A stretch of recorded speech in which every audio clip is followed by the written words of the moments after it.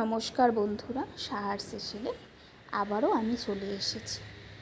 তো আজকের মেনু কিছু হারিয়ে যাওয়া রান্নার মধ্যে একটি লাউয়ের চোচা ভাজা। এটা পুরোনো দিনের লোকেরা খেত, আজ হয়তো অনেকের রান্নাঘরে এটা হয় বা হয় না। তো আমি ভাজবো।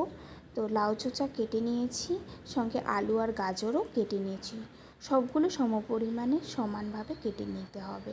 এরপর কড়াইতে তেল গরম হলে তাতে কালো জিরা আর কাঁচা লঙ্কা দিয়ে দেব ফোড়নে।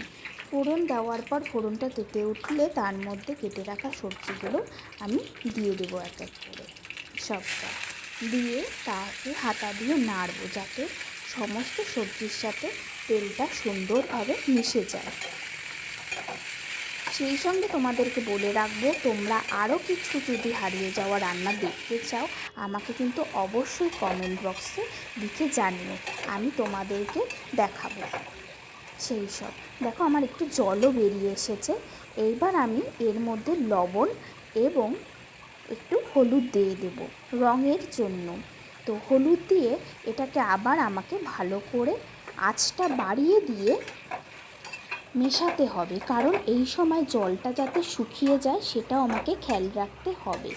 এবং জল শুকিয়ে আসলে আমি চাইলে তোমরা একটা থালা দিয়ে বা প্লেট দিয়ে এটাকে ঢেকে দিতে পারো কড়াইয়ের মধ্যে, তাতে কি খুব চটজলদি আর খুব সুন্দরভাবে সেদ্ধটাও হয়ে যাবে। কিন্তু দেখো আমিও ঢেকে দিয়েছিলাম, সুতরাং আমার সেদ্ধটা হয়ে গেছে। এইবারে আমি চিনিটা দিয়ে দিচ্ছি।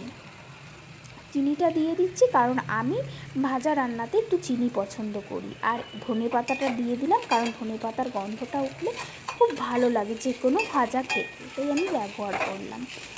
তো তোমরাও দেখো, যারা ধনেপাতা ভালোবাসো না তারা এটাকে স্কিপ করতে পারো।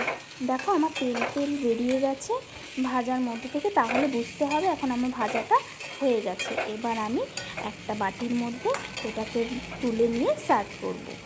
তো চলো তোমরাও এটা বাড়িতে বানাও, বানিয়ে বলো কেমন লাগলো রান্নাটা খেতে। আর খুবই সহজ আর খুব কম সময়ের মধ্যে রান্নাটা হয়ে যায়। তো দেখতেই পাচ্ছ আমি বাটিতে বেড়ে নিয়েছি।